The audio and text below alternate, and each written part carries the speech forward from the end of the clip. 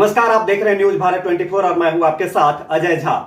आज के हमारे इस खास मुलाकात में हमारे खास मेहमान हैं जनसुराज पार्टी के प्रदेश उपाध्यक्ष और जमालपुर सीट से जनसुराज के प्रत्याशी ललन जी यादव। तो आइए सीधा उनसे बातों का सिलसिला शुरू करते हैं।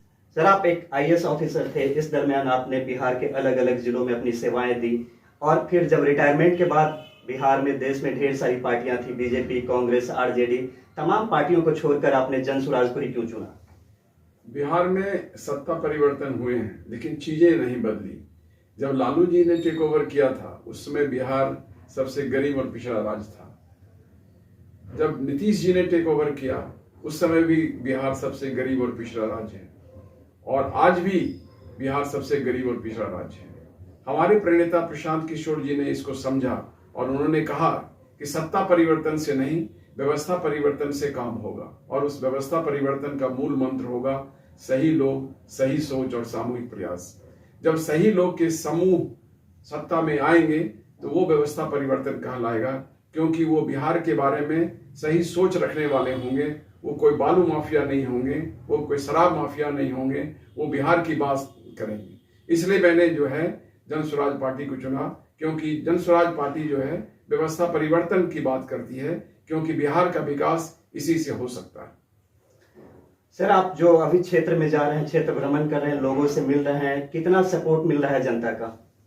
जनता का अपार सपोर्ट मिल रहा है, क्योंकि प्रशांत जी ने जो बात की है वो मुद्दे की बात की है।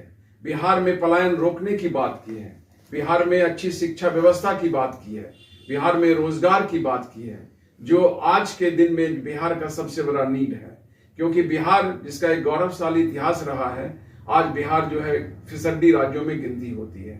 इसका तभी जो उद्धार हो सकता है जब व्यवस्था परिवर्तन होगा और जनसुराज पार्टी व्यवस्था करके बिहार को विकास के रास्ते पर आगे ले जाएगी। सर, यहाँ पे जो जमालपुर विधानसभा की सीट है, यहाँ पे जितने प्रत्याशी मैं देख रहा हूँ कि मैदान में है, सबको जो है वो उनके पिताजी या उनके दादाजी इससे पहले यहाँ के विधायक रहे हैं, सांसद रहे हैं। तो एक तरह से ये जितने उम्मीदवार हैं वो विरासत की, सियासत की लड़ाई तो नहीं है, अपनी विरासत को बचाने में तो नहीं लगे? आप भी उनमें से एक हैं। देखिए, विरासत की लड़ाई जो है, अब दूसरे उम्मीदवार जो हैं उनके बारे में आप जानते हैं। मैं अपनी बात कहना चाहता हूं कि मेरे पिताजी आज से 60 साल पहले जो है वो विधायक थे। वो हमें जो है विधायक का टिकट दे के यहाँ से नहीं गए। आज मैंने खुद मेहनत करके एक पार्टी ज्वाइन किया है और उस पार्टी में एक मुकाम हासिल किया है और उस पार्टी ने मुझे उम्मीदवार बनाया है। तो यहाँ विरासत की कोई बात नहीं है। हाँ, निश्चित तौर पर जो है, जो उनकी विरासत है, जो राजनीतिक विरासत है, उसका मुझे फायदा तो निश्चित मिलेगा, लेकिन ये नहीं है कि मैं उस परिवारवाद का सपोर्ट कर रहा हूं या मैं उस परिवारवाद का द्योतक हूं जिसका लोग जो है जनरली आलोचना करते हैं।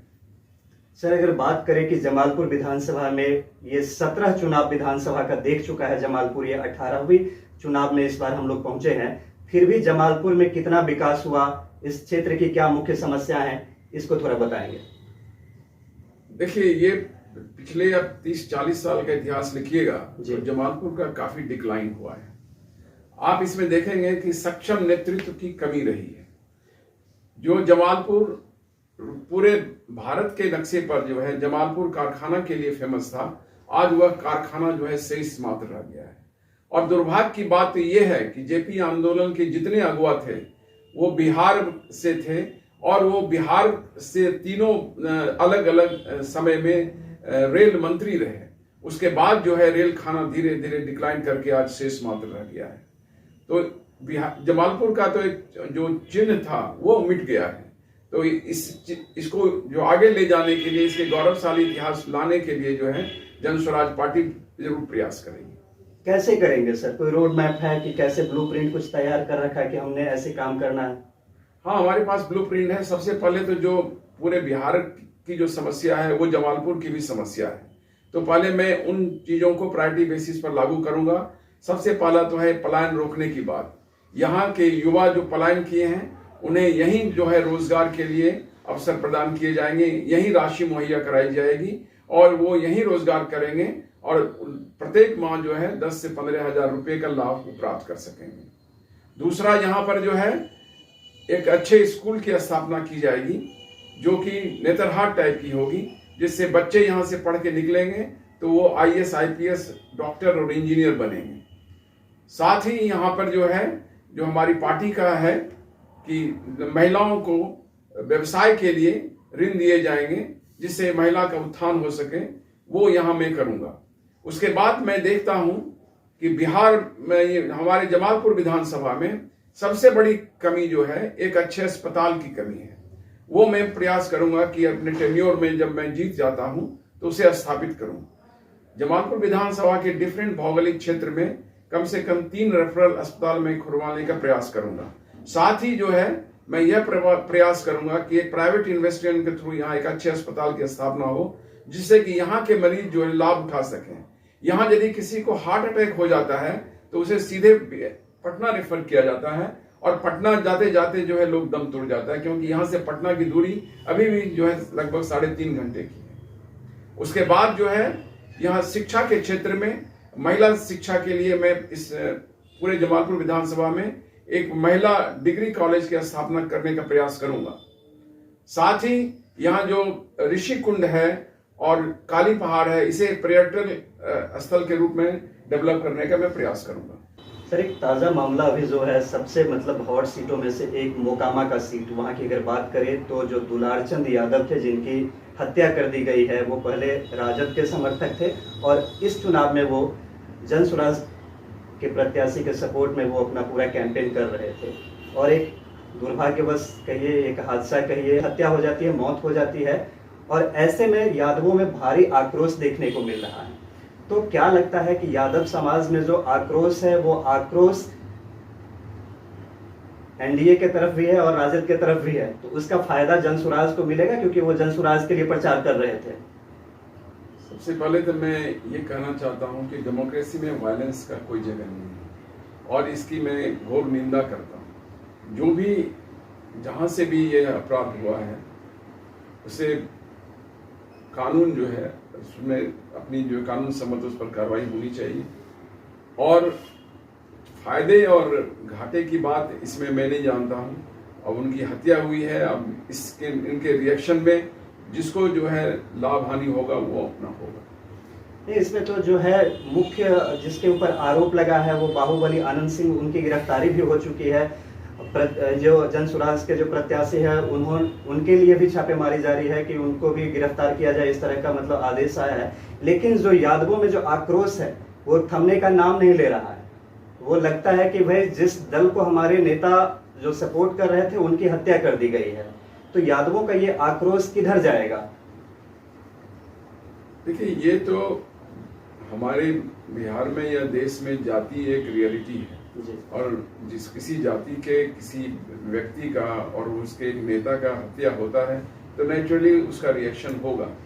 तो अभी वो जहाँ पर हैं, रिएक्शन का फायदा उन्हें मिलेगा। बिल्कुल सर, अभी जो है वो नीतीश कुमार की अगर बात करें, नीतीश सरकार की बात करें, तो महिलाओं को लेकर के कुछ ज्यादा ही उनका जो है वो रहता है, जीविका दीदियों को लेकर के कि महिला वोट बैंक एक तरह से कह सकते हैं कि नीतीश कुमार के फेवर में ज्यादातर देखने को मिल रही है। खास करके जो 10,000 रुपए अभी महिलाओं को दिया गया है, बाद में 2 लाख के वादे किए गए हैं कि सरकार बनने के बाद जब नई सरकार बनेगी तो 2-2 लाख रुपए महिलाओं को दिया जाएगा रोजगार के लिए। वही अगर हम बात करें महागठबंधन की, तो महागठबंधन की तरफ से जो घोषणा पत्र जारी हुआ है तेजस्वी का प्रण, और एनडीए ने जो घोषणा पत्र जारी किया है संकल्प पत्र के तौर पे, तो दोनों ही घोषणा पत्र में आप क्या देख रहे हैं कि महिलाएं जो है वो उन पे भरोसा करेगी या जन स्वराज आएगा, 5 काम हो जाएगा? क्या लगता है सर आपको?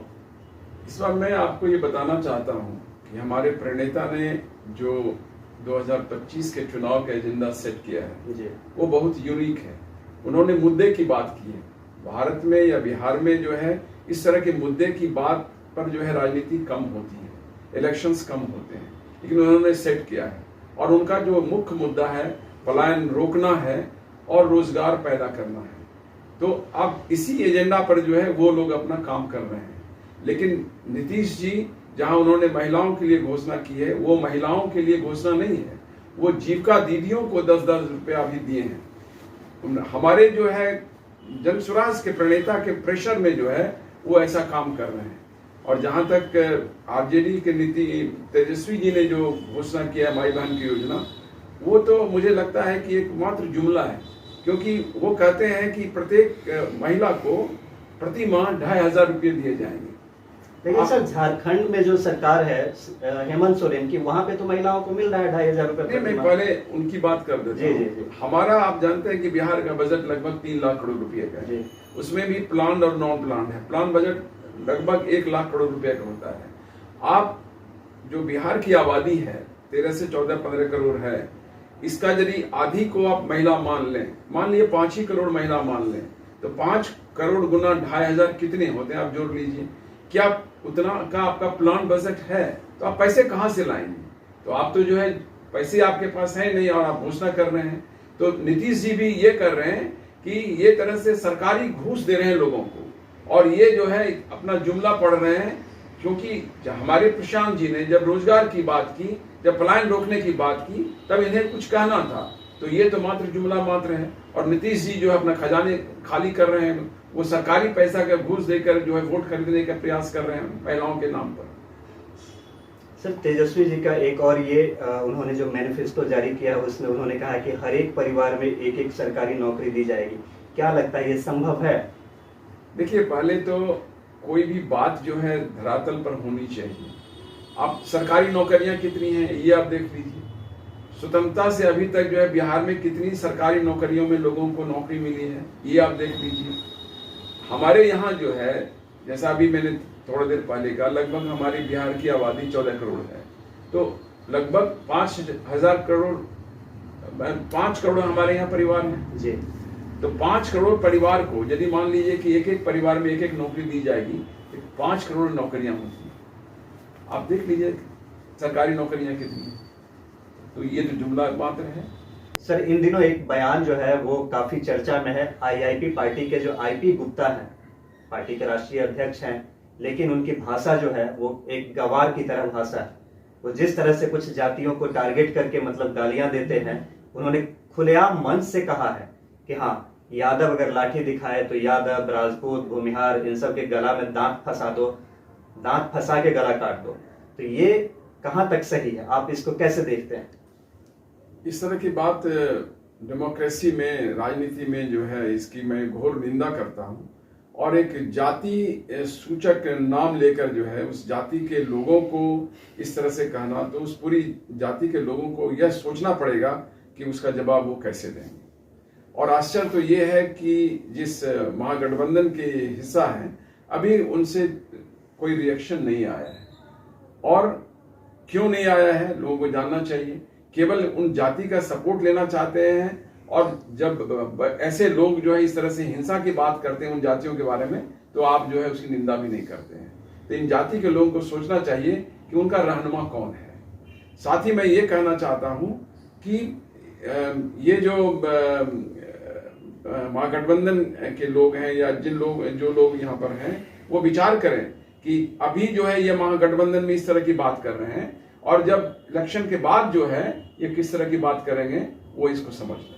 बिल्कुल, ये एक बहुत ही गंभीर विषय है कि जो व्यक्ति चुनाव जीतने से पहले इस तरह की भाषा का प्रयोग करे, वो अगर चुन के आते हैं तो इस क्षेत्र के लिए, बदहाली के लिए, इस क्षेत्र के लोगों को गाली सुनने के लिए और कुछ दूसरा ऑप्शन भी नहीं रह पाएगा। सर मेरा एक और अगला सवाल है आपसे कि जिस तरह से जनसुराज के प्रत्याशियों को तोड़ा जा रहा है या कहें कि खरीदा जा रहा है, तो शायद कुछ गलत नहीं होगा। इससे पहले एक प्रत्याशी के पास जो है धर्मेंद्र प्रधान जी पहुंचे और वो पार्टी जो है अपना नाम वापस ले लिया, एक तरह से नामांकन हो गया था, वो बैठ गए बीजेपी के समर्थन में। और इस वक्त की जो सबसे बड़ी खबर सामने आ रही है कि चुनाव से ठीक एक दिन पहले जो आपके मुंगेर के जनसुराज के प्रत्याशी संजय सिंह थे, उन्होंने भाजपा का दामन थाम लिया है। तो ऐसा क्यों हो रहा है कि आप अपने प्रत्याशियों को संभाल नहीं पा रहे? मैं यदि सच कहूं तो ये जनसुराज की बढ़ती ताकत का द्योतक है। जनसुराज जिस ताकत से आगे बढ़ रहा है, आप देखें कि देश के शीर्ष नेता और शीर्ष जो पार्टी है उसके लोग यहाँ पर जो है रादर बिहार में आकर साजिश रचकर जो है हमारे कुछ कैंडिडेट को बैठाने का काम उन्होंने किया, और ये उसी का जो है प्रयास है। यहाँ भी भाजपा के द्वारा ही प्रयास किया गया है। तो भाजपा इतना डर चुकी है कि हमारे लोगों को इस तरह से जो है वो बैठा रही है। ये निश्चित तौर पर डेमोक्रेसी का जो है एक बहुत ही डिस्टर्बिंग ट्रेंड है कि आप इस तरह से जो है जब कोई इतना डेमोक्रेटिक मूवमेंट है, एक डेमोक्रेटिक पार्टी है, उसके सुर और लय को आप तोड़ना चाहते हैं। ये जनता को इस पर देखना चाहिए, समझना चाहिए और विचार करना चाहिए कि ये पार्टियां कैसी हैं, और आने वाले चुनाव में उन्हें सबक भी सिखानी चाहिए। साथ ही मैं अपने जितने भी जन स्वराजी साथियों हैं उनसे अपील करना चाहता हूं कि इस तरह के लोगों को पहचान करें और आने वाले चुनाव में आप और मजबूती के साथ इसका जवाब दें। क्या भाजपा के टॉप लेवल के लीडर या कोई बड़े लेवल जो सेंट्रल में मंत्री हैं उन लोगों ने कभी आपसे संपर्क करने की कोशिश की कि आप भी मेरे पाले में आ जाइए, हम आपको एक बड़े मुकाम पे पहुंचा देंगे? वो मेरा चरित्र जानते हैं, इसलिए उन्होंने कभी ऐसी कोशिश नहीं की और ना ऐसी कभी कोशिश करेंगे। मैं जन स्वराज का सिपाही हूँ और मैं यहीं रहूंगा।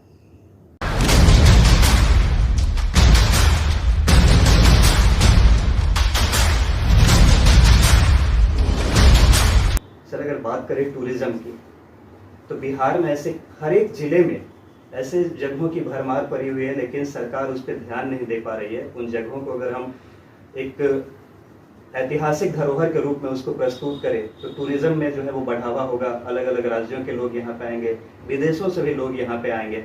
मैंने देखा है कि आप ही के विधानसभा क्षेत्र में कोल काली एक जगह है, इस तरह के और भी कई सारे जगह हैं, उनको जो है मतलब पर्यटन के लिहाज से जो स्थान मिलना चाहिए वो नहीं मिल पा रहा है। तो आप अगर चुन के आते हैं, विधायक बन के आते हैं, तो क्या इन चीजों को लेकर के आपकी क्या राय रहेगी, क्या प्राथमिकताएं रहेगी?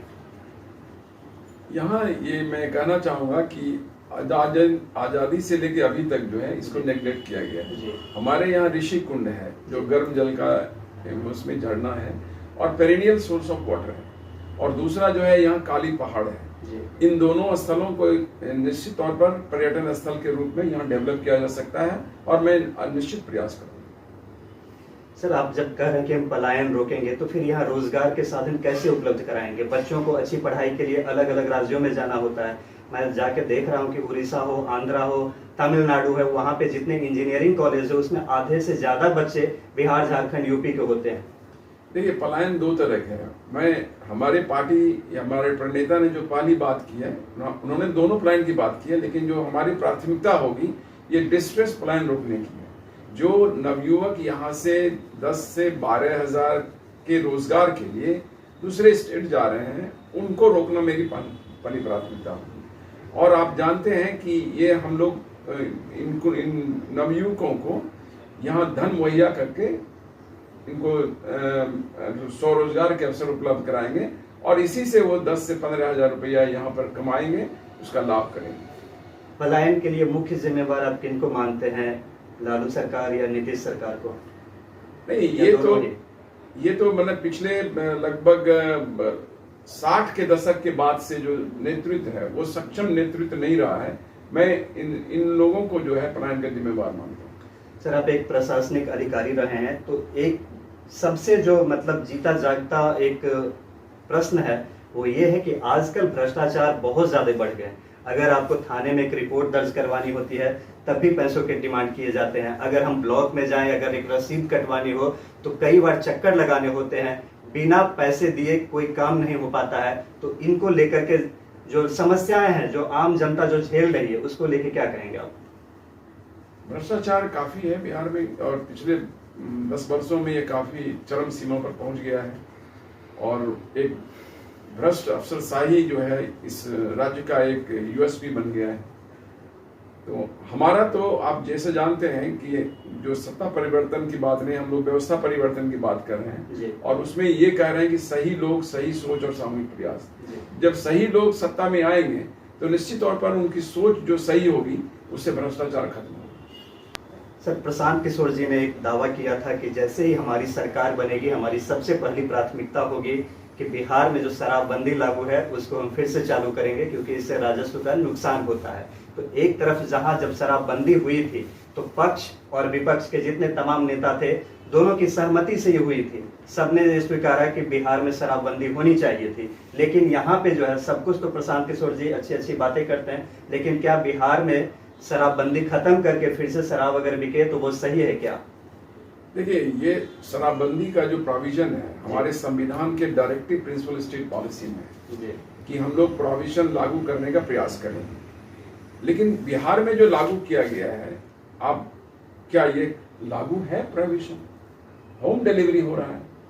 और 10 साल हो गुजर गए इसके लिए। जब मैं कलेक्टर था उस समय ये लागू हुआ था, और आज इसकी क्या स्थिति है? होम डिलीवरी हो रही है, दूसरे राज्यों से आसानी से यहाँ पर लोग शराब पी रहे हैं। और ये जो लागू किया गया है, इसका और भी ज्यादा जो है भयानक रूप ये है कि लोग नशाखोरी करने लगे हैं। इसको सही ढंग से लागू नहीं किया गया है और कानून में भी कमियां हैं। तो जब इस तरह की बातें हैं तो इसको तो बंद कर देना ही अच्छा होगा, क्योंकि गांधी जी ने भी ऐसा नहीं कहा था कि कानून बना के इसको समाप्त करो। आप लोगों को जागृत कीजिए। बहुत सारी जो सामाजिक बुराई है उसके लिए कानून नहीं चाहिए, पहले लोगों को जागृत करना होगा। और आप लोगों से अपील कीजिए कि आप शराब ना पिए, उसके जो दुष्परिणाम हैं उनके सामने उनको रखिए, तब जो है ये बढ़िया से लागू होगा। आपको याद होगा जब 77 में जनता पार्टी की सरकार आई थी तो पूरे देश में प्रोहिबिशन लागू हुआ, तो क्या हुआ? बंद हो गया। यहाँ भी 10 साल से लागू है। लोग जो है जहरीली शराब से कितनी मौतें हो गई हैं। मुख्यमंत्री जी उस पर तो बड़ी गजब की बात कर रहे हैं, जिसको मरना है मरे, लेकिन उसके लिए कोई करेक्टिव मेजर नहीं ले रहे हैं। और इसमें जो लोग शराब के पीने के या इसमें जो लिप्त लोग हैं जो जेल में हैं, उनकी संख्या देखिए। हजारों लोग जो है अति पिछड़े जाति के, अनुसूचित जाति के जेल में हैं। अब उनका कसूर यही है कि उनको किसी ने पकड़ के जेल में डाल दिया है। उनको यदि पहले ये बताया जाता कि भाई आपको शराब पीना अच्छा नहीं है, ये बुरा है, तो हो सकता है कि वो बेटर होते। लेकिन आप जेल में डाल दिए हैं और वो कई साल से जेल में डाल रहे हैं। तो आप एक शराब बंदी लागू किए हैं और इसके बाद जो है जो लोग हैं जो सामाजिक रूप से पिछड़े हुए हैं उनको आप जेल में डाले हुए हैं।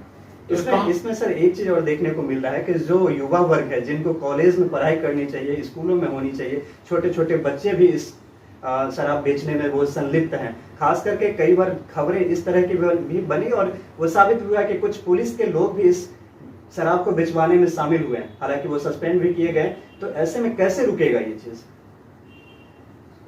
युवा यहाँ आप जानते हैं कि बेरोजगारी है जी। और यहाँ पर जो है होम डिलीवरी से लोग अच्छा पैसा कमाते हैं। तो जो बेरोजगार है वो तो कुछ करना चाहेगा और ये बहुत इजी है, वो इसमें लिप्त है। सरकार इस ओर ध्यान नहीं दे रही है, अपने युवाओं को बर्बाद कर रही है। सर, प्रधानमंत्री नरेंद्र मोदी अभी पूरे बिहार में हर एक जिले में जा जाके अपने प्रत्याशियों के लिए अपील करते हैं। अमित शाह यानी कि एनडीए के जितने टॉप लेवल के स्टार प्रचारक है वो मजबूती के साथ यहाँ पे उतरे हुए। कई राज्यों के मुख्यमंत्री भी यहाँ पे कैंपेन कर रहे हैं। जबकि हम आपकी पार्टी की अगर बात करें जनसुराज की, तो सिंगल प्रशांत किशोर जी सब जगह घूम पा रहे हैं। तो ऐसे में नहीं लगता है कि माहौल जो है वो लोग ज्यादा बेहतर बना पा रहे हैं? पहली बात तो मैं ये कहना चाहूंगा कि प्रधानमंत्री मोदी जी बिहार तब आते हैं जब चुनाव का मौसम होता है और चुनाव में जो है वो जुमला पढ़ देते हैं, उसके बाद बिहार का कुछ होता नहीं है। आप याद कीजिए जब पहली बार वो 14 में जीतने के बाद यहाँ आए थे और मुझे याद है आरा के रमना मैदान में उन्होंने कहा था कि बिहार को कितने लाख करोड़ दे दूं, कितने हजार करोड़ दे दूं, और उन्होंने क्या दिया आज तक आप जानते हैं। तो प्रधानमंत्री जी तो इसीलिए आते हैं। बिहार के उन्होंने क्या किया, मैं उस सीन को याद कर रहा हूँ जब वो पटना यूनिवर्सिटी के सेंटेनरी सेलिब्रेशन में शरीक हुए थे और हमारे मुख्यमंत्री भी जो है उसी स्टेज पर थे और मुख्यमंत्री जी हमारे वर्चुअली याचना कर रहे थे कि आप पटना यूनिवर्सिटी को एक सेंट्रल यूनिवर्सिटी का दर्जा दे दीजिए। क्या आज तक उन्होंने दिया? नहीं दिया। जहां तक हमारे प्रशांत जी का बात है, प्रशांत जी जिस मुद्दे की बात कर रहे हैं, जिस व्यवस्था परिवर्तन की बात कर रहे हैं, ये समाज के अंतिम व्यक्ति तक पहुंच चुका है और भारत के भी लोग इसको अच्छी तरह से समझ रहे हैं और उनके अंतिम व्यक्ति तक पहुंच रहा है। तो प्रशांत जी अब जो है एक गांधी का रूप लेने जा रहे हैं। तो निश्चित तौर पर इनका अपील जो है हमारे मोदी जी से अधिक है। प्रधानमंत्री नरेंद्र मोदी के कार्यकाल को आप कैसे देखते हैं? उनका कहना है कि विदेशों से मैंने अच्छे रिश्ते साझा किए हैं। हर लगभग विदेश के जितने सारे देश हैं, मैं समझता हूं कि हर देश का वो दौरा कर ही चुके हैं अपने ये 10-12 साल के कार्यकाल में। तो उनको कैसे देखते हैं आप? देखिए, प्रधानमंत्री जी के लिए यदि मैं एक शब्द यूज करूं जो अंग्रेजी में है ब्रेगाट, तो ज्यादा उपयुक्त होगा। वो अपना बड़बोलापन तो बहुत उनमें है। अरे आप रिश्ते करते हैं, जैसे आप अमेरिका की बात लीजिए जी। अब अमेरिका गए थे तो वहां पर जाके जो है वो ट्रम्प से हाथ मिला के कह रहे थे कि अब की बात ट्रम्प सरकार। क्या यही विदेश नीति होती है? आप विदेश में जाके दूसरे देश का जो है प्रचार करते हैं। ये तो virtually interference in internal affairs हो गया। आप इससे सुधारे हैं। और आज जो है जब ट्रंप आए हैं तो टैरिफ तो बिहार पर, हमारे भारत पर भी लग रहा है। तो क्या ये आपका यदि रिश्ता सुधरा है तो उसका फल होना चाहिए ना? क्या फलाफल है? जो है पाकिस्तान से वही हाल है। आज तक जो है कोई आपका जो है सारा अभी दरवाजा बंद है। बिहार की धरती से ही उन्होंने घोषणा की थी कि पाकिस्तान को करारा जवाब मिलेगा और वो ऑपरेशन सिंदूर के रूप में मिला। कैसे देखते हैं? निश्चित तौर पर जो टेररिज्म के विरुद्ध हमारी सेना ने ये लड़ाई छेड़ी है वो काबिले तारीफ है और ये होना चाहिए। टेररिज्म को निश्चित तौर पर उनके घर पर जाकर भी जो बंद किया गया है इसके लिए हम सेना को बधाई देते हैं। लेकिन मोदी जी जो यदि चाहते कि पाकिस्तान से एक अच्छा रिश्ता कैसे हो सकता है वो डेवलप कर पाते तब उनका सक्सेस होगा। सर, एक और अहम सवाल जो बिहार के जनता के मन में अभी भी है कि अगर जन स्वराज को पूर्ण बहुमत नहीं मिलती है और ऐसे में अगर एनडीए को अगर आपके उम्मीदवार जितने जीत के आते हैं उतने सीटों की जरूरत होती है तो क्या उन्हें समर्थन देंगे, या फिर महागठबंधन को अगर आपकी जरूरत होगी तो उन्हें समर्थन देंगे? देखिए, हमारे प्रणेता ने ये शुरू से ही स्पष्ट कर दिया है कि हम जो अलायंस न चुनाव के पहले करेंगे और न चुनाव के बाद करेंगे। ये क्यों उन्होंने कहा है? ये उन्होंने स्पष्ट किया है कि वो 243 सीट पर लड़ेंगे, एक भी सीट पर कम नहीं लड़ेंगे। यदि हम अलायंस करते हैं तो जो हम मुद्दे की बात करते हैं, जो बिहार की बात करते हैं, उससे हमें कॉम्प्रोमाइज करना पड़ेगा। हम ये नहीं चाहते हैं कि हम बिहार के बात में जो है बिहार के मुद्दे की जो बात है उस पर कॉम्प्रोमाइज करें, इसलिए हम अलायंस की बात नहीं करते और अलायंस हम नहीं करेंगे।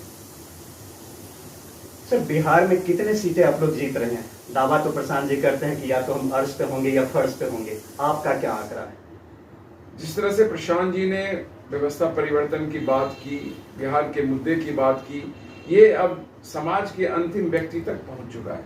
आप देखते होंगे अप्रैल में हमारे जनसुराज पार्टी की बिहार बदलाव रैली हुई थी पटना के गांधी मैदान में, और उस समय से आप देखते हैं बाद में बिहार बदलाव सभा हुआ और उन सभाओं में जो भीड़ है लगातार बढ़ती जा रही है। और ये भीड़ इतनी बढ़ती जा रही है कि पहले जो बिहार बदलाव सभा में जो भीड़ 10 से 12 हजार की होती थी, अब वो लगभग 40 से 50 हजार की हो रही है। तो हम तो ये देख रहे हैं कि जन स्वराज के फेवर में लहर पैदा हो रहा है और इस लहर में तो हम निश्चित तौर पर जो है मैक्सिमम सीट पर जीतेंगे। इसीलिए प्रशांत जी कहते हैं कि चाहे हम अर्श पर होंगे या फर्श पर होंगे। एक सवाल ये उठता है कि जब आप चुन के आते हैं, यहाँ के विधायक बन के आते हैं, तो इन जमालपुर के विकास में आप किस तरह की भूमिका अदा करेंगे? जमालपुर को एक बेहतर जमालपुर बनाने के लिए, शिक्षा रोजगार पलायन के लिए आप कैसे काम करेंगे और कितनी मजबूती से काम करेंगे? आप पे लोग क्यों भरोसा करें? मैं जब चुनकर आऊंगा तो मैं आपको विश्वास करना चाहता हूं। मैं पूरे जमालपुर के विधानसभा की जनता को आश्वस्त करना चाहता हूं कि उनकी जो बदहाली है वो दूर होगी और जमालपुर विधानसभा में खुशहाली आएगी। ये सबसे पहले जो हमारे पार्टी का एजेंडा है, पलायन दूर करने वाला, रोजगार पैदा करने वाला और अच्छी शिक्षा व्यवस्था, उसको मैं लागू करने का प्रयास करूंगा। उसके बाद जमालपुर में जो स्वास्थ्य सुविधाएं की कमी है उसको मैं दूर करूंगा और लास्टली जो है यहाँ का जो रेल कारखाना है जो अभी शेष मात्र रह गया है उसके गौरवशाली इतिहास को वापस लाने का प्रयास करूंगा। सर, जमालपुर की जनता को क्या संदेश देना चाहेंगे आप? मैं जमालपुर विधानसभा की देवतुल्य जनता से ये संदेश देता हूं कि मैं उनके सुख दुख में साथ रहूंगा, उसके साथ मिलकर जमालपुर को एक विकसित जमालपुर बनाऊंगा और साथ ही उन लोगों से अपील करूंगा कि आने वाले चुनाव में जो 6 तारीख को है और मेरा नंबर 6 पर है, स्कूल के बस्ता छाप पर वो बटन दबाएं, जनसुराज को विजयी बनाएं और तब जो है जनसुराज आएगा तो जनसुराज आपके खुशहाली के लिए काम करेगा। जी, आप न्यूज भारत 24 से जुड़े और अपने बेबाकी से सभी सवालों का जवाब दिया, इसके लिए आपका बहुत बहुत धन्यवाद। धन्यवाद। तो ये थे हमारे साथ जमालपुर से जनसुराज के प्रत्याशी ललन जी यादव, जिन्होंने सभी सवालों के बड़े ही बेबाकी से जवाब दिए। 6 नवंबर को 121 सीटों पे मतदान होना है, जिसके नतीजे 14 नवंबर को आएंगे। इस बार 121 सीटों के लिए 1314 प्रत्याशी मैदान में है, लेकिन देखना दिलचस्प होगा कि किसके हिस्से में जीत आती है और किसे हार मिलती है।